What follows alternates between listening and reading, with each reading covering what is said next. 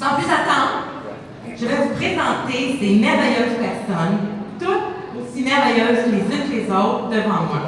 Des gens que je connais moins, mais que je connais, ça fait pour ça. Alors, je rappelle aux participants, c'est la fin, je suis fatiguée, je pourrais dire beaucoup de choses. Mais je vais me contenir. Merci, Martin. Donc, je rappelle aux participants que vous avez 5 minutes chaque. C'est important parce qu'on veut laisser aux gens dans la salle le temps et l'opportunité de vous poser des questions, puisque vos vies sont trépidantes et merveilleuses. Alors, le premier, et non le premier, absolument c'est le dernier. Aïe, aïe, aïe, c'est vrai. Tu dormi longtemps? Non? Alors, je vous présente le premier qui est Martin Junot.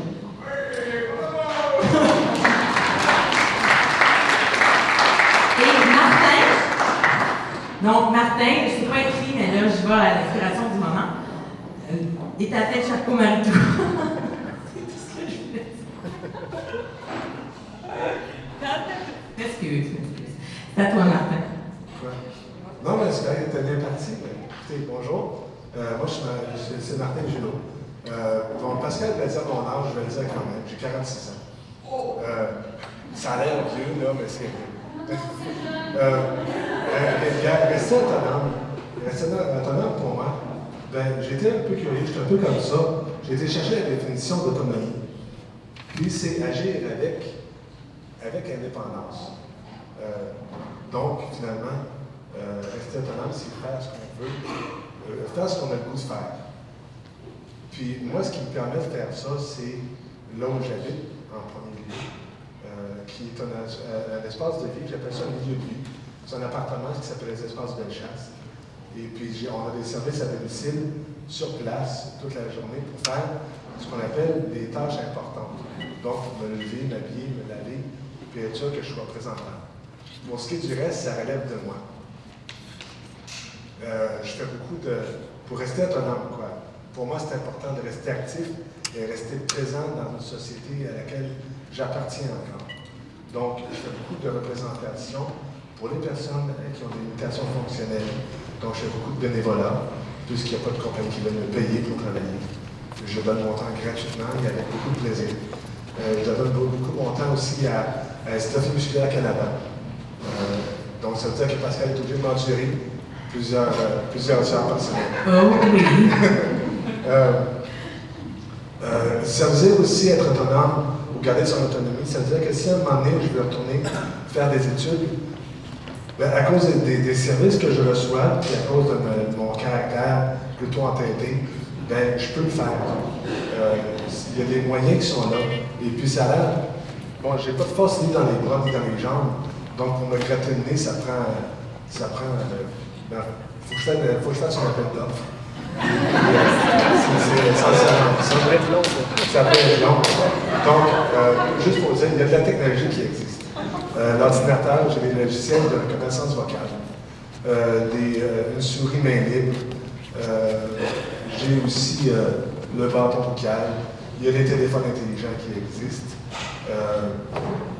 Mon fauteuil motorisé, c'est comme tout est automatisé dessus. Ça me permet d'aller où je veux, alors qu'il n'y a pas d'escalier. C'est essentiellement ça.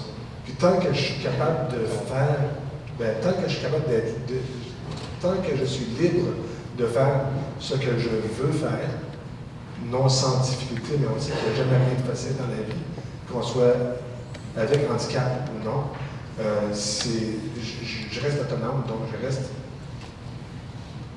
vivant. Oui. C'est ça. Et j'ai-tu rempli ton 5 minutes? Pas du temps encore, on a dit. Tu peux chanter, si tu veux. Non, mais je ne chanterai pas. Je ne veux pas vider la salle, c'est correct. Mais écoutez, rester autonome. On dit que les personnes handicapées, on n'a pas de vie sociale, on ne sort pas dans les bars, dans les places où aller danser. C'est plutôt faux parce que si on le veut, on peut aller voir une partie au Canadien de Montréal, aller au planétarium, qui est nouveau maintenant, le nouveau planétarium, le jardin botanique, ou aller prendre une bière dans une microbrasserie. Il n'y en a pas beaucoup en passant, mais quand on cherche difficilement, quand on cherche beaucoup, on arrive à trouver. Les restaurants, c'est pas facile non plus. Mais il y a aussi c'est ça. Là, je suis en train de radoter. Parce qu'on me fait remplir le temps. Non, mais t'es pas obligé de continuer. Non, mais j'ai terminé. Donc, ça,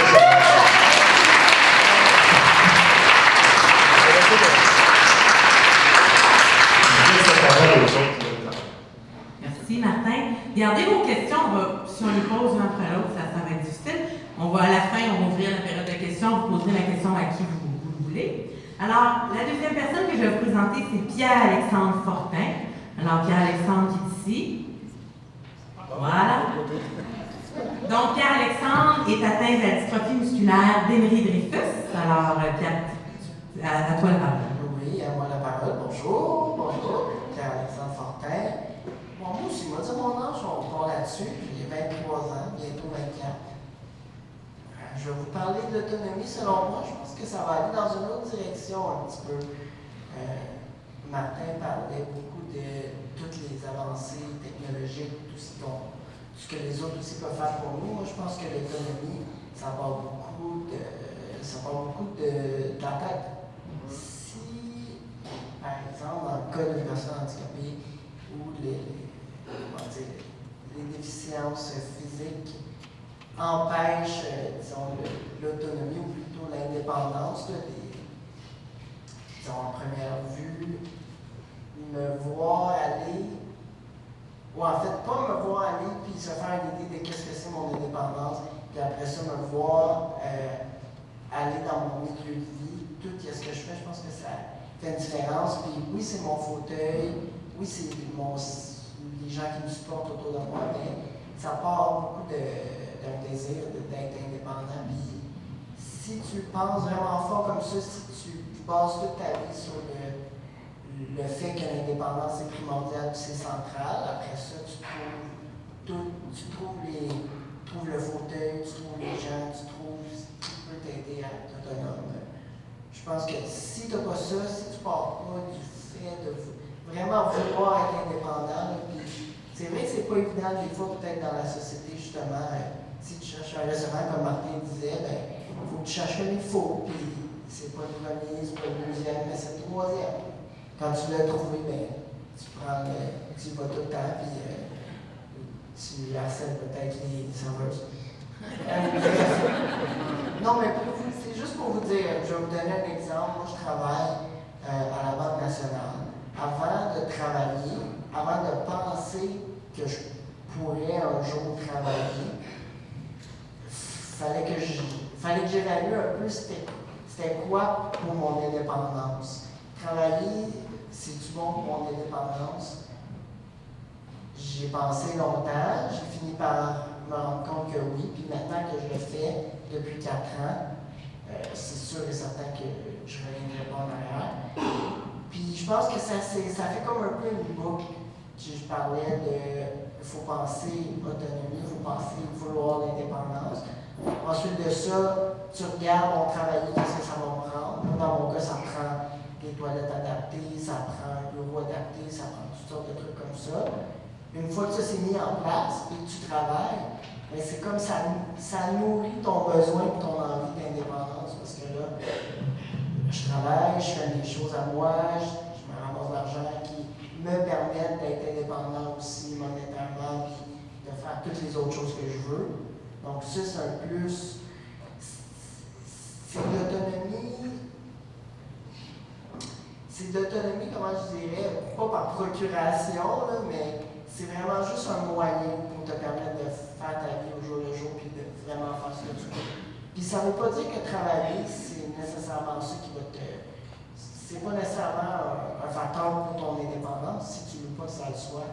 Si c'est trop demandant pour une personne ou si c'est autre chose, c'est autre chose. Mais moi, je me suis rendu compte que être dans un lieu de travail avec d'autres personnes aussi, ça c'était tellement motivant, puis ça nourrissait tellement mon indépendance de voir les autres qui me disaient « Ah, ben c'est cool, toi tu fais tous les efforts, même si ça t'en prend un peu plus pour venir travailler à tous les jours, puis on te voit faire ça, puis ça nous motive à travailler aussi. » Fait que c'est le côté social, c'est vraiment tout ça, en plus de. Après, je dirais, les adaptations, après le côté plus technique, si on veut, qui vient et qui fait en sorte qu'on est indépendant, puis ça se. Puis je dépasse mon temps? Non. Non? Ok. Jamais. C'est mon nom. Il y a Martin, petit temps de Martin. Ah oui. Merci, Martin. Bref, non, c'est ça. Donc, quand tu prends l'indépendance d'une chose, quand tu deviens dans un domaine, si on peut dire, ça porte vers l'autre aussi, ça applique dans toute ta vie en général.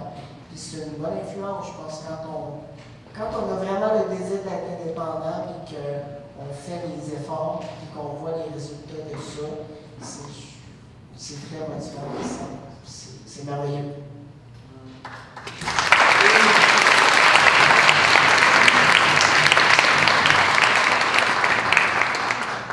Alors, la troisième personne qu'on va vous présenter, c'est Gabrielle Lachaine. Alors, Gabrielle, tu savais pas je l'aurais pas vraiment dit à quelle heure elle allait passer. C'est mon tout moi. Alors, donc, Gabrielle est atteinte de la dystrophie musculaire de Duchenne. Donc, à toi, Gabrielle.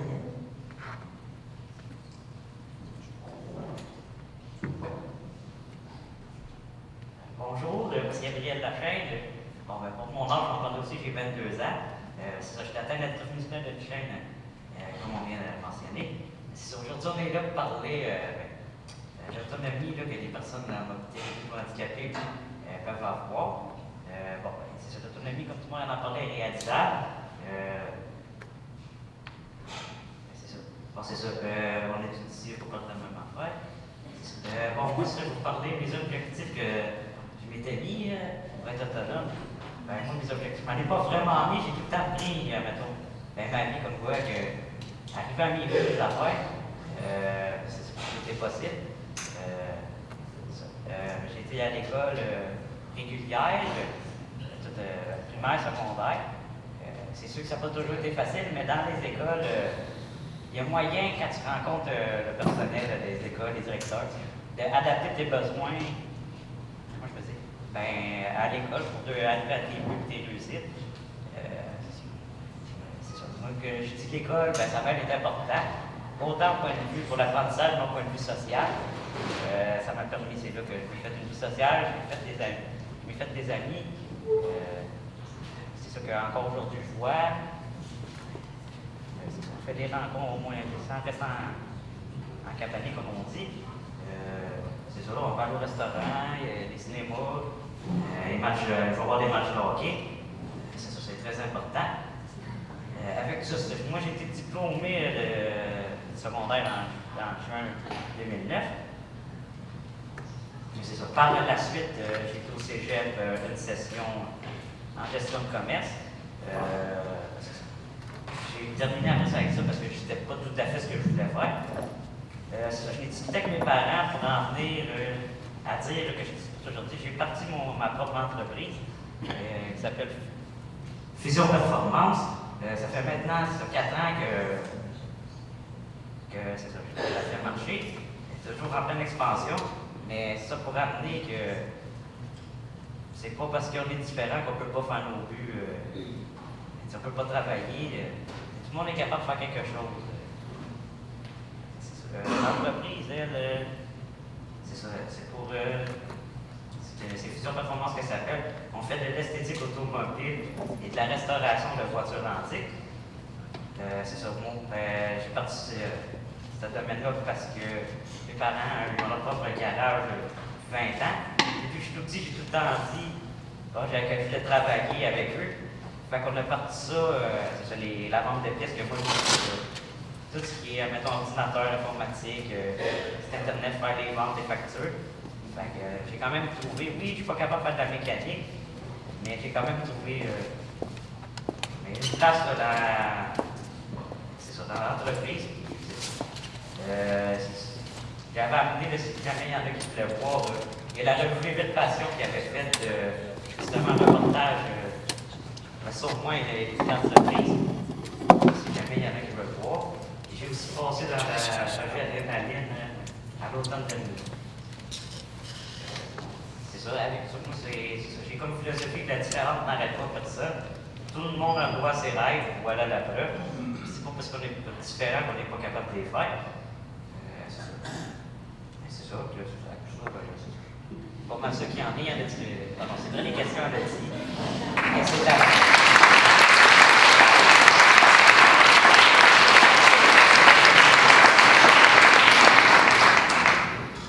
Merci beaucoup. Alors, la deuxième personne que je vais vous présenter, c'est son frère, Samuel. Alors, Samuel Lachaine, ils ont même dans sa vie, c'est déjà pas pire, qui est atteint de la même forme également de la dystrophie musculaire de Duchenne. Alors, Samuel, c'est à toi. Bon, ben bonjour tout le monde, j'espère que vous allez bien. C'est ça, moi c'est Samuel Lachaine, j'ai 18 ans, et puis moi aussi je suis atteint de la dystrophie musculaire de Duchenne. Moi j'avais rien préparé aujourd'hui, donc je vais vous parler de hockey. Non, c'est pas vrai. Donc moi, non, dans le fond, j'avais envie de parler un peu plus, c'est un peu du côté social aussi, mais par rapport à ma passion un peu de, justement, qui est en lien avec le hockey, mais qui est surtout le sport aussi en général. En fait, moi j'ai commencé l'école, j'étais quand même, je suis content de pouvoir faire l'école publique. Donc j'ai fait de mon primaire au secondaire et là je suis présentement au cégep en communication cinéma. Je suis en train de terminer mon programme, dans le fond, cette session-ci. Et puis je suis en train de faire en ce moment une revue de hockey pour parler un peu de la place du hockey au Québec, dans le fond, parce que c'est vraiment ma passion, le hockey. Et puis là, j'ai fait ma demande à l'université. Puis j'ai été acceptée, je suis très content.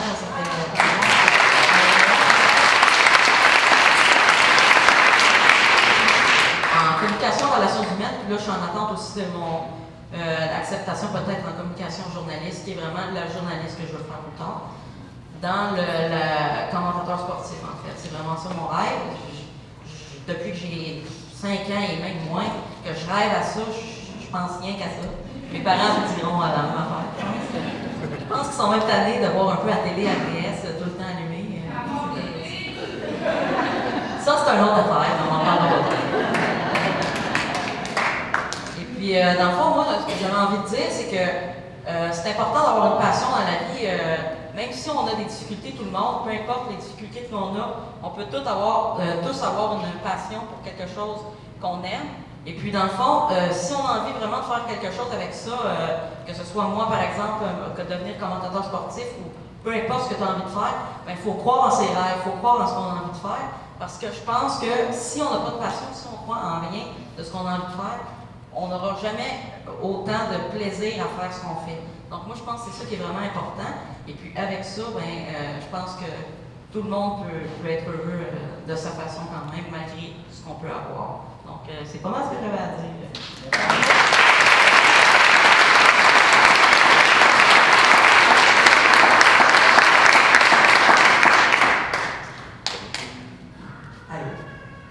Alors, je vais vous présenter une autre personne tout nouvellement arrivée, Mme Marie-France Etier. Marie-France est atteinte de la dystrophie myotonique de Steiner et elle est aussi la maman d'un jeune homme maintenant là, qui est atteint de la forme congénitale de la maladie. Alors, c'est à vous, Marie-France. Oui, je vais faire ça debout. Alors, oui, moi, le 26 février 1987, j'ai donné naissance à mon beau blond aux yeux verts. Et à cause d'un médecin à l'hôpital très perspicace et d'un médecin de famille efficace, 3 semaines plus tard, on a eu le diagnostic de dystrophie myotonique. 3 mois plus tard, Philippe, mon garçon, commençait l'ergothérapie, la physiothérapie à Marie-Enfant, tout ça. Quand on m'a dit le diagnostic, on m'a dit aussi que c'est un enfant qui était pour être tranquille, mais qu'il fallait le stimuler. Alors moi, j'ai décidé de le stimuler. Il a fait du soccer adapté, du baseball adapté, des loisirs adaptés. Même là, aujourd'hui, il n'a pas pu venir parce qu'il fait partie d'un projet, puis il est en train de préparer une comédie musicale. Fait que c'est ça, il a beaucoup performé malgré ses handicaps. Philippe, son handicap il est apparent parce qu'il a la bouche ouverte, il salive beaucoup, il porte des orthèses pour marcher, mais malgré tout ça, c'est un garçon qui a toujours voulu. Il est passionné de hockey, comme toi, puis c'est ça. Moi, pour ma part, j'étais une femme super active. Ça ne m'a pas touchée tout de suite, sans vouloir dire mon âge, ça m'a pogné à 44 ans. j'ai commencé à avoir toujours des douleurs dans les cuisses, toujours un mal lancinant, toujours là. Fait que j'ai été voir mon neurologue, puis là, ben, c'est à ce moment-là que j'ai commencé à être médicamentée. Parce que, bon, j'ai pas d'énergie, fait que je prends du Ritalin pour me booster, j'ai des douleurs. Parce que mon fils n'a pas de douleur, mais moi, j'ai toujours mal partout. Je me couche le soir, puis j'essaie de trouver les places de mon corps où ça me fait pas mal. Puis c'est ça, fait que ce que j'aurais le goût de vous dire, j'étais une fille super autonome, très active. Il a fallu que je me rende compte que je devenais un peu plus invalide chaque jour. Mais malgré tout ça, je me suis trouvé d'autres passions, comme le tricot, la couture, tout ça. J'étais encore contente de pouvoir me servir de mes mains. Et il faut aussi faire un peu de ménage dans notre entourage. Les gens qui grugent notre énergie, j'avais un ami qui venait me faire à manger, c'était super le fun, il faisait super bien les plats, sauf qu'il me parlait verbomoteur, puis il n'arrêtait pas, puis il grugeait mon énergie. Il avait 3 jours à m'en remettre parce qu'il m'a fait un pâté chinois. Fait que les gens dans ton entourage qui grugent ton énergie, ben tu les élimines ou tu les vois le moins souvent possible. C'est important de t'entourer de bonnes personnes qui vont être là pour t'aider sans que tu aies besoin de leur demander, que juste à te voir, ils vont voir que tu es fatigué, puis ils vont te l'épiler tes patates, là, tu sais. Fait que, il a fallu que j'apprenne aussi à... Moi, je suis une freak du ménage, fait qu'il a fallu que j'apprenne à avoir des graines un peu partout dans ma maison. Ensuite, avoir la poussière, tout ça. Bon, j'aimais ça cuisiner, mais là, j'étais écœurée, tu sais, fait que, parce que je coupe mes légumes assis, tu sais, c'est toutes des petites adaptations de la vie. Puis il y a aussi que je compte mes pas.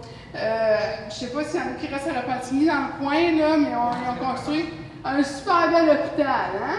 Avec une belle verrière. Puis là, il faut que tu traverses toute la verrière pour aller aux ascenseurs. Écoute, moi, là, je trouve que c'est des pas perdus, tout ça, là, tu sais.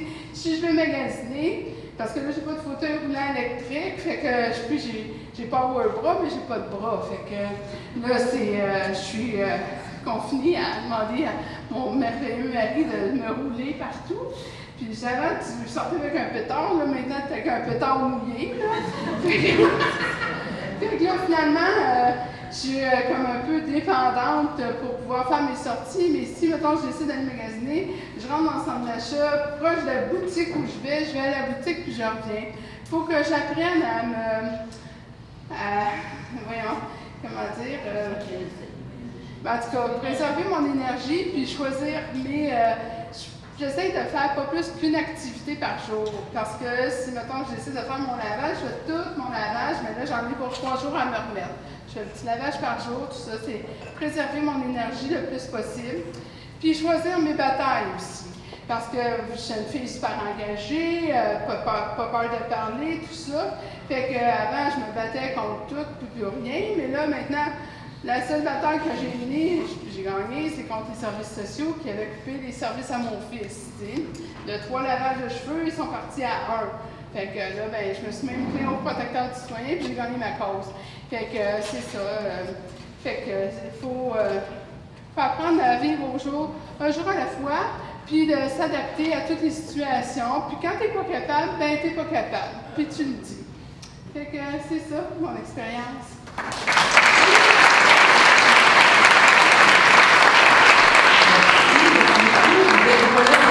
Je te disais tout à l'heure qu'on va attendre à la fin pour les questions, donc il y aura possiblement des questions. Alors, tu veux mettre à plein écran? L'avant-dernière personne et non la moindre que je vous présente, c'est Fanny Chagnon, hein? Bénévole. Oh! Fanny est atteinte d'une forme d'ataxie. Alors, elle va nous parler de ses hommes, hein?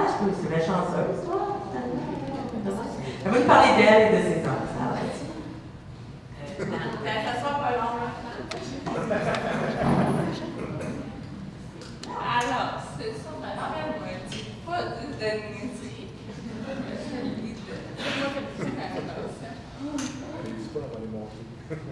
Donc, moi, pour garder mon autonomie, en fait, j'ai décidé de faire des enfants. Bon, ben, je vois. À côté. Donc, j'ai 2 garçons qui sont les plus beaux du monde.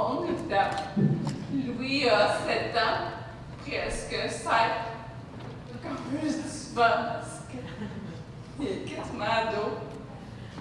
Benoît a 5 ans, puis lui est encore un petit bébé qui aime sa mère, puis il faut tout le temps m'aider. C'est bien, puis mon chum, il est pas pire.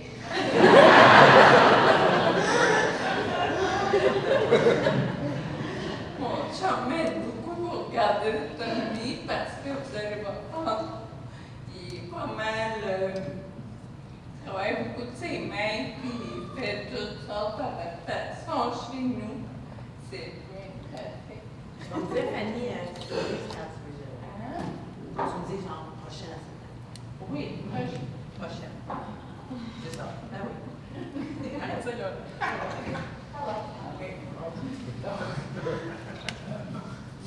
Ça avait une photo, parce que ça n'arrive jamais.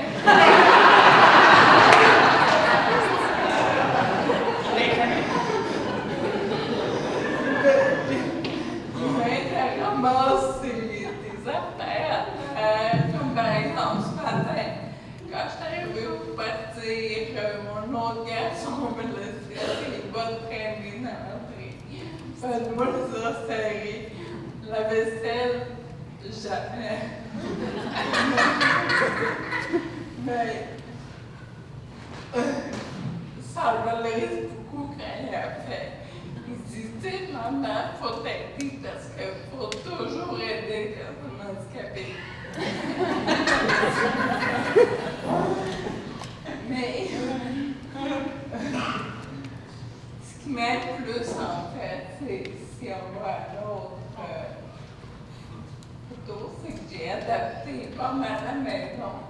Vous voyez ma salle de bain, 2 vues de ma salle de bain, il y a des bars partout.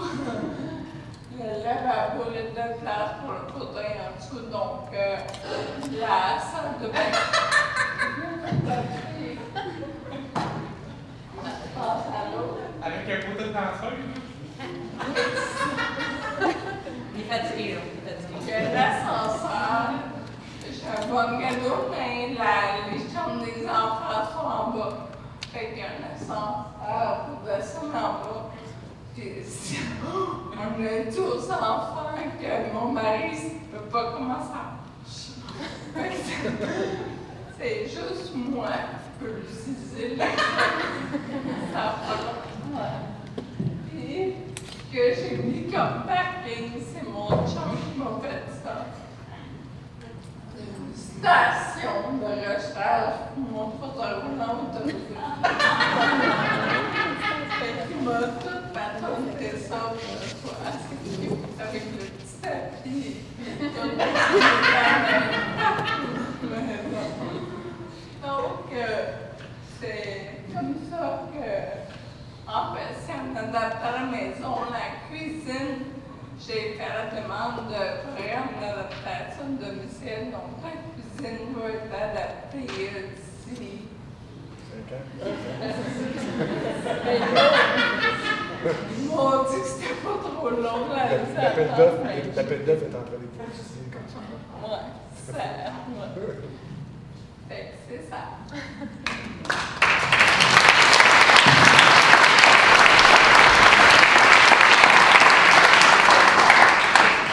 Fanny, merci beaucoup.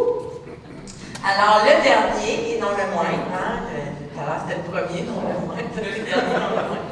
Pardon? Ben non, Martin, on parle, t'es fatigué toi aussi. J'arrêtais pas de rire tout à l'heure, parce que ça fait tout personnel. Alors, le dernier, non le moindre, c'est Gabriel Gauthier, qui est atteint, lui, de la dystrophie musculaire de Duchesne. Alors, à toi, Gabriel. Je vais le tenir, puis vous allez le sur le... Je vais être correct. Tu vas le faire? Le DVD, ça va être après. Oui, oui. Et Tabarouine, ça devrait pas rester de la fin? Ok, bon, ben, un peu parce que je parle à terre. Je parle des organes à terre. Ok, c'est bon. Bon, ben, bonjour. Alors, comme. Oui, quoi? Ok. Tu le casses? Ah, ouais, ça va. Un instant. Ah oui, donc. Ça va être plus high-tech. Ah bon, il va,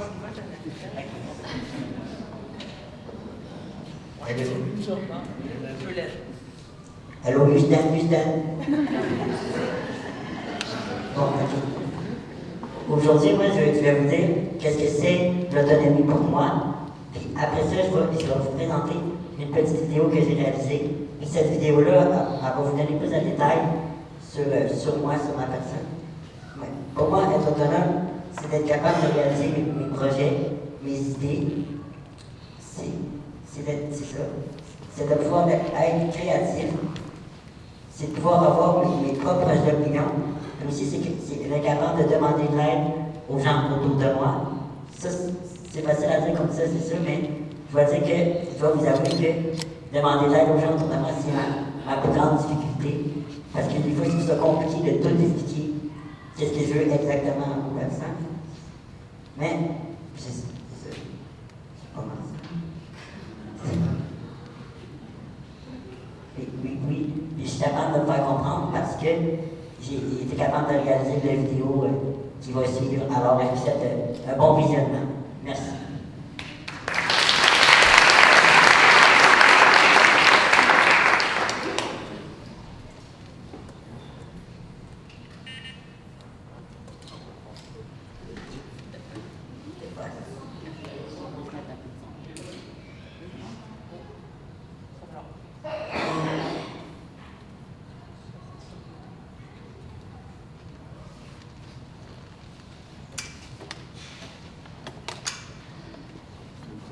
Bonjour, je me présente, je m'appelle Gabriel Gauthier, j'ai 21 ans. Je vis avec la dystrophie musculaire jeune, pour plus de détails des muscles possédés.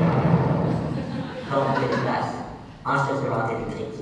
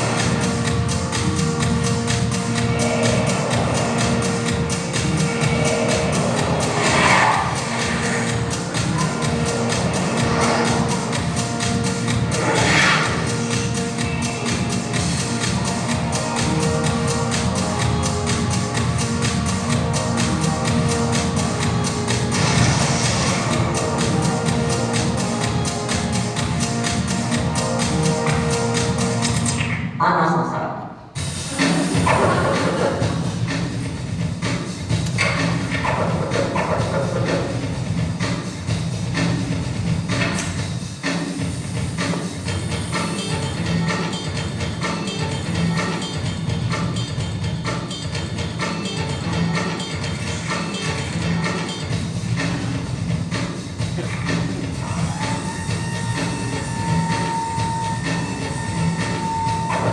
En déplacement.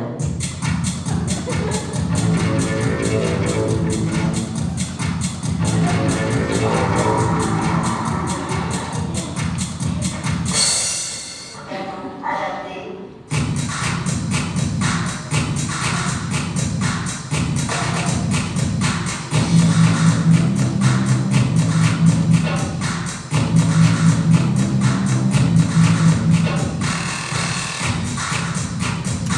Je prends beaucoup de médicaments.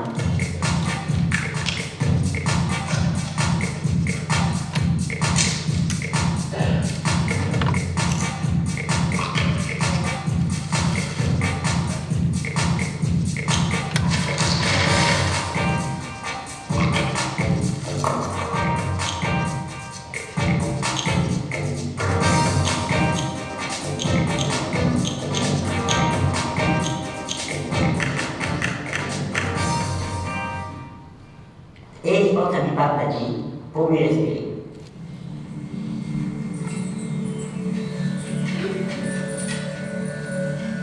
Ici le vol 344, je demande le personnage. Moi je suis un dynamique.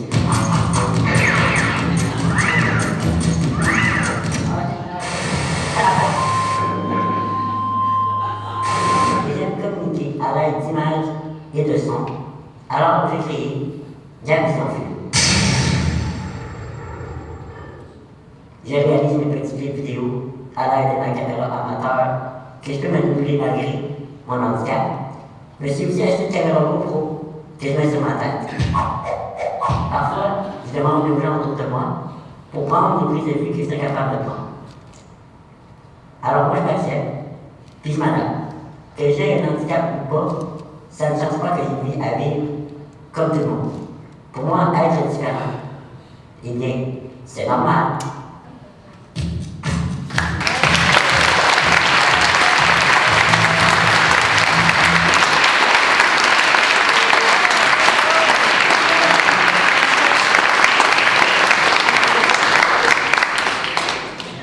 Bravo! Bravo!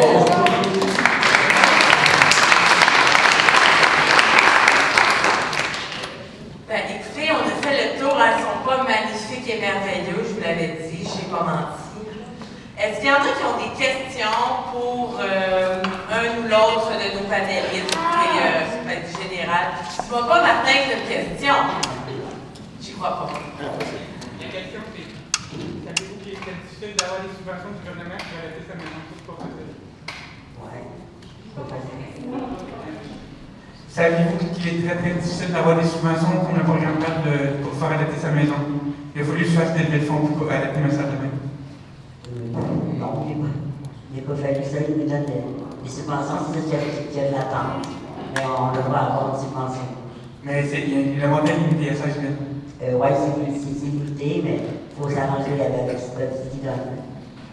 Parfait. C'est bon. Merci, Philomène. Il y a Madame de Trépont dans le fond, là. Madame Trépont, de Trépont? C'est une très bonne question. Ce n'est pas une question, ce sera juste un commentaire. Moi, je voudrais vous féliciter, vous dire que je suis très émue de vous avoir entendu. Vous avez une joie de vivre et je pense que cette joie de vivre, il y a beaucoup de gens qui devraient prendre exemple sur vous. Et aussi, je vous félicite pour votre magnifique sens de l'humour. Bravo.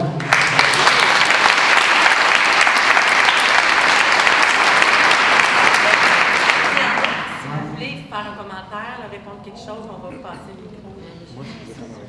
Martin veut commenter. Martin veut juste commenter, puis après ça, non, Martin veut juste faire un petit commentaire. Ça va être... Tu veux pas commenter? Ça, je me mêle. Il va pas commenter? Non, il ne veut pas. Peut-être plus tard. OK. Ma question, moi, ça fait 4-5 ans qu'ils ont diagnostiqué ma maladie.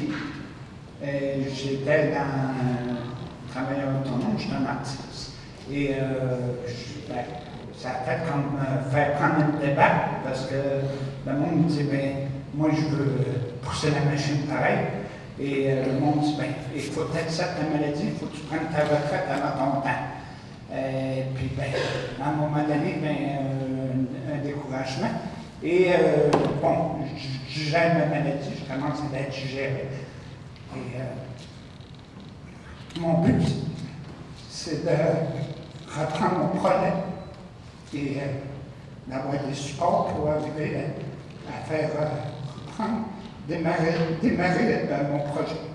Là, je suis en route, je suis en train d'écrire un livre sur la biographie que je veux lancer aussi.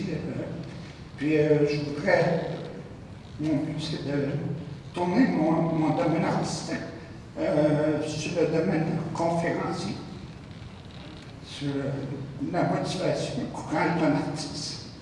Et c'est ça, je cherche des supports, des choses pour réussir le but. Et on vous le souhaite vraiment.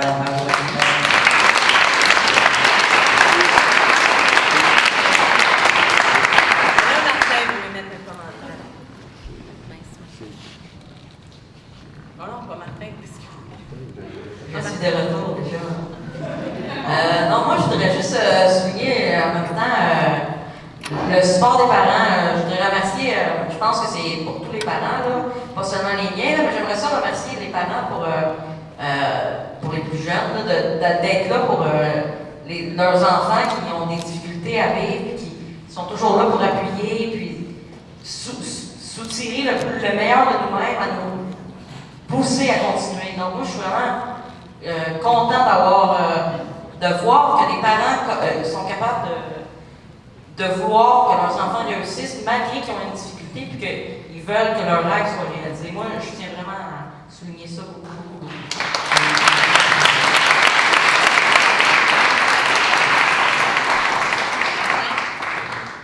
Moi, c'est juste pour... merci pour la... je trouve ça vraiment touchant ce que monsieur vous avez dit tout à l'heure.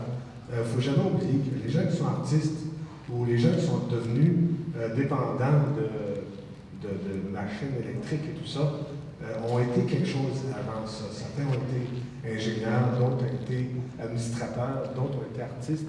Je ne sais pas c'était quoi votre domaine d'art, mais on n'arrête pas d'être artiste.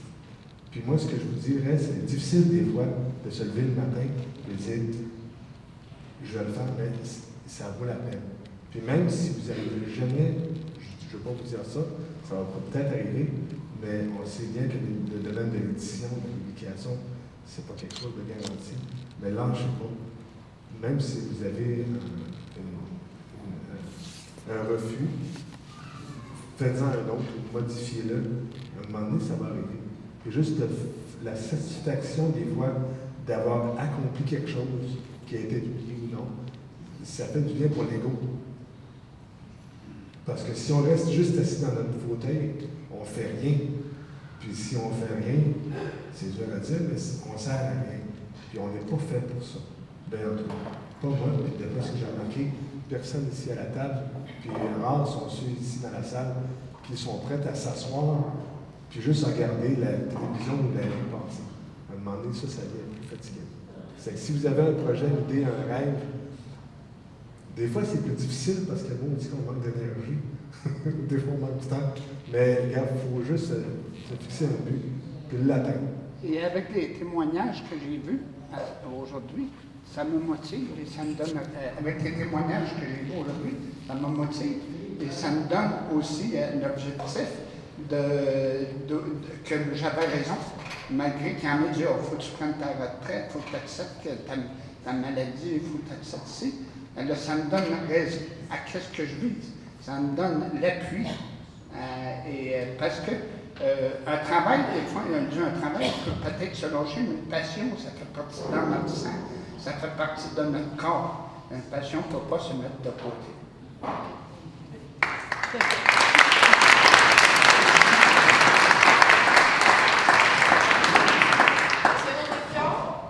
Des questions, des commentaires? Ici. Martin. Martin, une autre question. Martin, une question. Oui, quoi? Attends, Martin, j'arrive ici. Le fait que vous avez votre secondaire 5, il y a personne qui veut vous engager dans les bureaux? J'ai 2 degrés universitaires. Il ne veut pas vous engager plus? Je suis soit trop qualifié ou trop handicapé. C'est peut-être pareil parce que moi, je pensais de finir mon 5, mais je pense que je n'aurais pas l'énergie parce que c'est bien difficile, puis ça ne veut pas dire que si tu as un 5, il faut passer plus. Martin, finis ton secondaire 5. Mais je ne pourrais pas de le faire, c'est important pour toi. Fais-le pour toi avant, puis après ça, si tu veux trouver un job, au moins tu l'auras. Ou si ça te tente d'aller au cégep, après ça, tu peux aller faire au cégep. Mais toi, sais-tu quoi? Tu as le luxe d'étudier quelque chose parce que tu vas aimer ça, pas parce que tu vas te trouver un job là-dedans. Donc, si tu étudies en art, en communication, en cinéma, ça vaut la peine, puis ça va te rendre heureux en dedans. Mais je peux pas, c'est ça l'exemple. Il ne peut pas, il est mort. Pas capable, il est mort. Pas décider qu'est-ce que je veux dans le fond. Tu te lèves tous les matins, tu t'habilles tous les matins, tu es capable de faire quelque chose de ta vie, puis fais-le pour ta propre satisfaction, puis c'est la meilleure chose que tu vas pouvoir faire. Pour l'instant, c'est des loisirs que j'aime mieux faire, je ne sais pas qu'est-ce que je veux faire maintenant. Si tu aimes être passionné du Canadien, puis construire un temple, puis la renommer à Montréal, c'est ça que tu veux faire, fais-le. Laisse pas les autres dire que tu n'es pas capable, ou c'est pas raisonnable, ou voyons donc. Le voyons donc, là, c'est pesant. Si laisse faire, je vais le faire, puis quand j'aurai prouvé que je l'avais fait, ou que je ne suis pas capable de le faire, mais j'aurais essayé de mon mieux de le faire, au moins, c'est ça. Ou j'aime mieux faire du bénévolat, je le trouve aussi. Tu peux faire ça. Merci.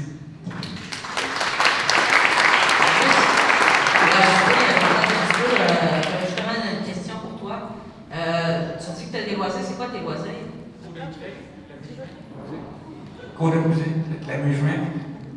Bon, L'activité sociale dans l'association, comme il faut, la crèche pèlerine a reconnu. Donc, ça veut dire que tu aimes ça faire ça. Oui.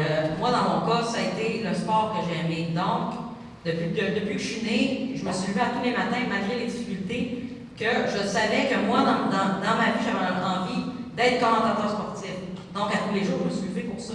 Toi, dans ton cas, si tu aimes la musique, je pense que tu te lèves à tous les jours justement parce que tu aimes la musique et parce qu'il y a quelque chose qui te passionne. Donc, justement, ton secondaire, malgré que tu as de la difficulté, même malgré le temps que ça peut te prendre, peu importe quoi, prends le temps que tu es capable de le faire, puis essaie de terminer. Puis après ça, si tu as envie, comme Martin ici aussi a dit, de vouloir aller au cégep ou vouloir faire d'autres choses, fais-le. C'est pas ta condition qui va t'empêcher de faire ton loisir que tu aimes, c'est vraiment ce que tu as envie de faire, que tu vas pousser au maximum jusqu'à temps que tu l'ailles, jusqu'à temps que, même si ça peut prendre 15 ans, tu le fais, puis au moins tu vas l'avoir fait, tu vas être fier après. Ou si on ne veut pas le faire, tu fais du bénévolat, je te le joue aussi.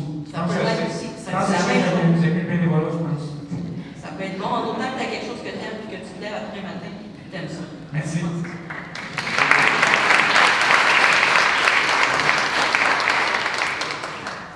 Est-ce que quelqu'un d'autre a une question? Commentaire? Non?